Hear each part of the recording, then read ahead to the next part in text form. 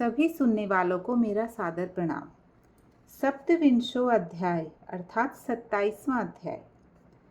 कस्तूरी तिलकम ललाटपटले वक्षस्थले कौस्तुभम नासाग्रे वरमुक्तिकं करतले वेणुं करे कंकणम सर्वांगे हरिचंदनं सुललितं कंठे च मुक्तावली गोपा स्त्री परवेष्टितो विजयते गोपाल चूड़ामणि।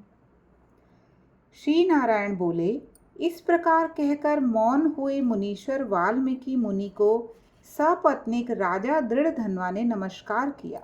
बाद प्रसन्नता के साथ भक्तिपूर्वक पूजन किया। उस राजा दृढ़धन्वा से की हुई पूजा को लेकर आशीर्वाद दिया। तुम्हारा कल्याण हो।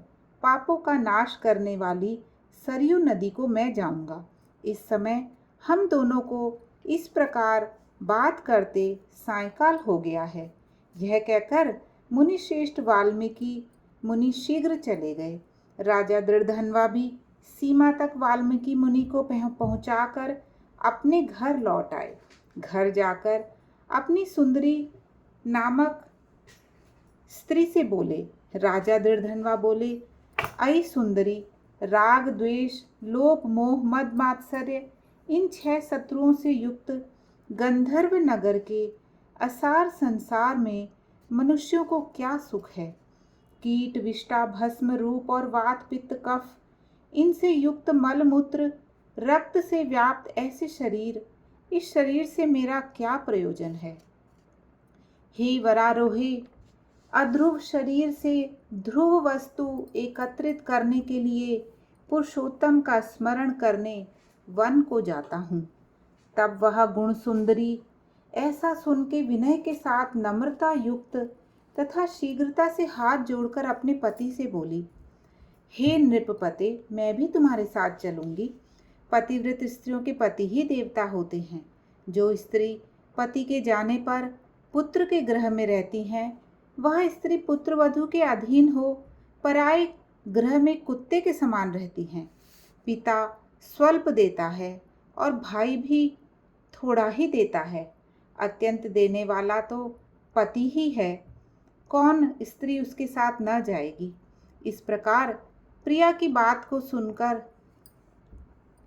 पुत्र का अभिषेक कर स्त्री सहित शीघ्र ही मुनियों से सेवित वन को चल दिए। दोनों स्त्री पुरुष हिमालय के समीप गंगा जी के निकट जाकर पुरुषोत्तम मास के आने पर दोनों काल में स्नान करने लगे। हे नारद, वहां पुरुषोत्तम मास को प्राप्त कर विधि से पुरुषोत्तम का स्मरण कर पत्नी सहित तपस्या करने लगे। ऊपर हाथ किए बिना अवलंबन पैर के अंगूठे पर स्थित आकाश में दृष्टि लगाए निराहार होकर राजा श्री कृष्ण का जप करने लगे। इस प्रकार व्रत की विधि में स्थित हुए तपोनिधि राजा की पतिव्रता रानी सेवा में तत्पर हुई। इस प्रकार तप करते हुए राजा का पुरुषोत्तम मास संपूर्ण होने पर घंटिकाओं के जाल से विभूषित विमान वहां आया। ऐसे तत्काल आए हुए पुण्यशील और सुशील सेवित विमान को देख स्त्री सहित राजा आश्चर्य युक्त हो विमान में बैठे हुए पुण्यशील और सुशील को नमस्कार किया। पुनः वे स्त्री सहित राजा को विमान में बैठने की आज्ञा दिया। स्त्री सहित राजा विमान में बैठ के सुंदर नवीन शरीर धारण कर तत्काल गोलोक को गए। इस प्रकार पुरुषोत्तम मास में तप करके भय रहित लोक को प्राप्त होकर हरि के निकट आनंद करने लगे। और पतिव्रता स्त्री भी पुरुषोत्तम में तप करते हुए पति की सेवा कर उसी लोक को प्राप्त हुई। श्री नारायण बोले, हे नारद, मेरी एक जिज्ञासा है। इस समय इसका क्या वर्णन करूं। इस पृथ्वी पर पुरुषोत्तम के समान कुछ भी नहीं है। सहस्त्र जन्म में तप करने से जो फल प्राप्त नहीं होता, वह फल पुरुषोत्तम के सेवन से पुरुष को प्राप्त हो जाता है। श्री पुरुषोत्तम मास में बुद्धिपूर्वक अथवा अबुद्धिक पूर्वक किसी भी बहाने यदि उपवास, स्नान, दान और जप आदि किया जाए तो करोड़ों जन्म पर्यंत किए पाप नष्ट हो जाते हैं।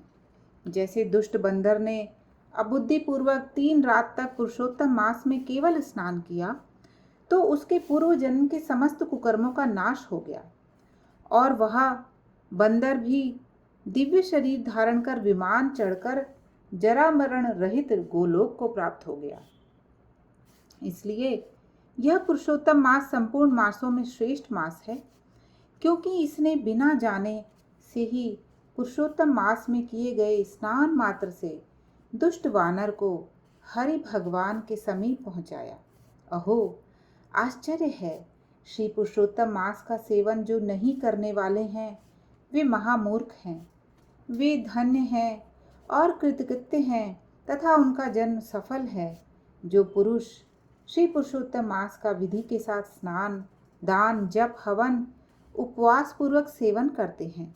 नारद मुनि बोले, वेद के समस्त अर्थों का साधन करने वाला मनुष्य शरीर कहा गया है, परंतु यह वानर भी ब्याज से पुरुषोत्तम मास का सेवन कर साक्षात मुक्त हो गया। हे तपोनिधे, संपूर्ण प्राणियों के कल्याण के निमित्त मुझसे इस कथा को कहिए। इस वानर ने 3 रात्रि तक स्नान कहाँ पर किया? ये वानर कौन था? क्या आहार करता था? कहाँ उत्पन्न हुआ और कहाँ रहता था? और श्री पुरुषोत्तम मास में ब्याज से उसको क्या पुण्य हुआ? यह सब विस्तार से सुनने की इच्छा करने वाले मुझे कहिए। आपसे कथामृत श्रवण करते हुए मुझे तृप्ति नहीं होती। श्री नारायण बोले, कोई केरल देश का अत्यंत लालची, शहद की मक्खियों के समान धन में प्रेम रखने वाला, सर्वदा धन के संचय करने में तत्पर रहने वाला ब्राह्मण था। उसी कर्म से लोक में करदे नाम से प्रसिद्ध था। उसके पिता ने भी प्रथम उसका नाम चित्र शर्मा रखा था। उस कदर्य ने सुंदर अन्न, सुंदर वस्त्र का किसी समय उपभोग नहीं किया। उस कुबुद्धि ने अग्नि में आहुति, पितरों का श्राद्ध भी नहीं किया था, यश के लिए कुछ नहीं किया और आश्रित वर्ग का पोषण भी नहीं किया। अन्याय से धन को इकट्ठा कर पृथ्वी में गाड़ दिया। माघ मास में उसने कभी तिल दान नहीं किया, कार्तिक मास में कभी दीपदान नहीं किया, ना ही ब्राह्मणों को भोजन कराया। वैशाख मास में धान्य का दान नहीं किया और व्यतिपात योग में स्वर्ण का दान भी नहीं किया।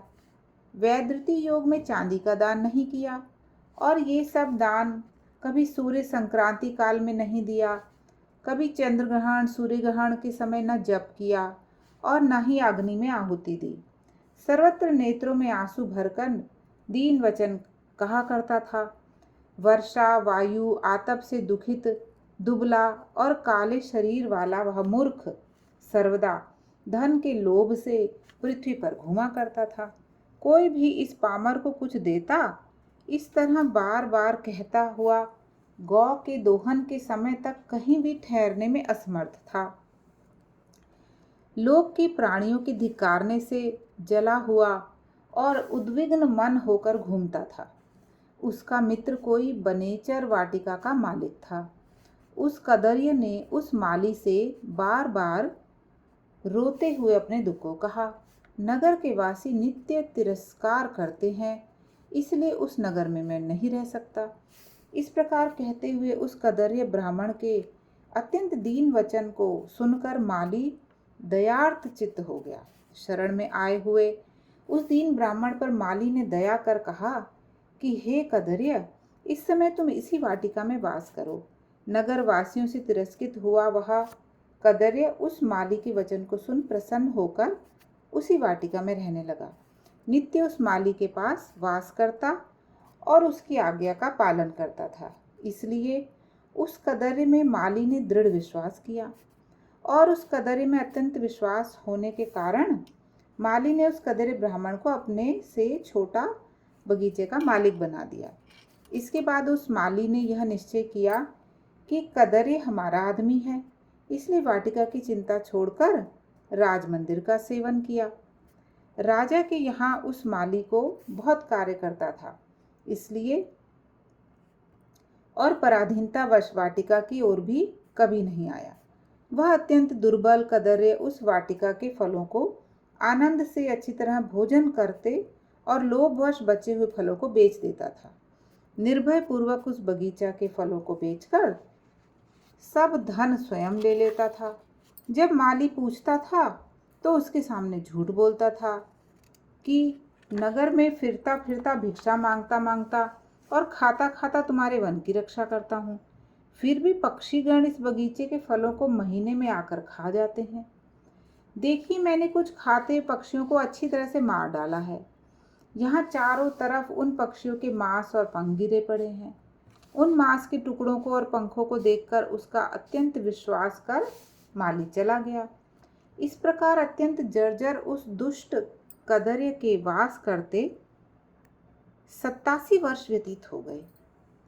बाद वह मूढ़ वहां ही मर गया और उसको अग्नि और काष्ठ नहीं मिला।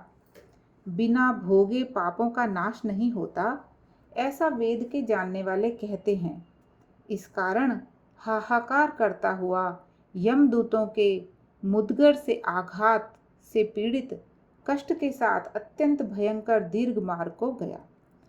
पूर्व में किए हुए कर्मों का स्मरण करता हुआ और प्रलाप करता हुआ तथा बुद्ध अक्षरों में कहता हुआ कि अहो आश्चर्य है, मुझ दुष्ट कदरे के अज्ञान को देखिए। कृष्ण सार से युक्त पवित्र इस भारत खंड में देवताओं को भी दुर्लभ मनुष्य शरीर को प्राप्त कर मैंने धन के लोभ से क्या किया, अर्थात कुछ भी नहीं किया, और मैंने अपना जन्म व्यर्थ में खोया तथा मैंने बहुत दिनों में जो धन संचय किया था वह धन तो पराधीन हो गया। इस समय काल पाश में बंधा पराधीन होकर क्या करूं?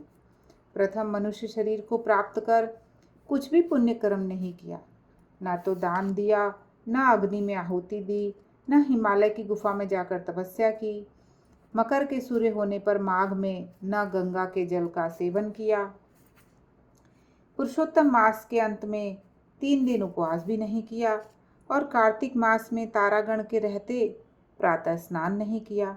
मैंने पुरुषार्थ को देने वाले मनुष्य शरीर को भी पुष्ट नहीं किया। अहो आश्चर्य है, मेरा संचित धन पृथ्वी में ही निरर्थक गड़ा रह गया।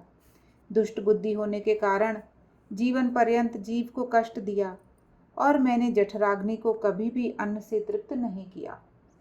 किसी पर्व के समय भी उत्तम वस्त्र से शरीर को आच्छादित नहीं किया। ना तो जाति के लोगों को, न बांधवों को, न स्वजनों को, न बहनों को, न दामाद को, न कन्या को, न पिता माता को, न छोटे भाई को, न पतिव्रता स्त्री को, न ब्राह्मणों को ही प्रसन्न किया। इन लोगों को एक बार भी मिठाई से कभी तृप्त नहीं किया। इस प्रकार विलाप करते हुए उस कदर्य को यमदूत यमराज के समीप ले गए। उसको देखकर चित्रगुप्त ने उसके पाप पुण्य को देखा और अपने स्वामी धर्मराज से कहा कि हे महाराज, यह ब्राह्मणों में अधम कृपण है। धन के लोभी इस दुष्ट कदर्य को कुछ भी पुण्य नहीं है। वाटिका में रहकर इसने बहुत पाप किया है। माली का विश्वास पात्र बनकर साक्षात स्वयं फलों को चुराया, और जो पके हुए फल थे उनको खाया, और जो खाने से बचे हुए फल थे उनको इस दुष्ट ने धन के लोभ से बेच डाला। एक फलों के चोरी का पाप, दूसरा विश्वासघात का पाप। हे प्रभु, ये 2 पाप इस कृपण में अत्यंत उग्र हैं, और भी इसमें कई प्रकार के अनेक पाप हैं। नारद मुनि बोले। इस प्रकार ब्रह्मा के पुत्र चित्रगुप्त के वचन को सुनकर अत्यंत क्रोध से युक्त धर्मराज ने कहा कि यह कदर्य 1000 बार वानर योनि में जाए, और विश्वासघात का फल इसको बाद में होवेगा। इति श्री बृहदनारदे पुराणे पुरुषोत्तम मास महात्म्ये श्री नारायण नारद संवादे कदर्योपाख्याने 27वां अध्याय। जय जय नारायण नारायण हरि हरि, स्वामी नारायण नारायण हरि हरि। तेरी लीला प्रभु है न्यारी न्यारी, हरि हरि। तूने संकट टारे भारी भारी, हरि हरि। जय जय नारायण नारायण हरि हरि। बोलिए श्री नारायण भगवान की जय।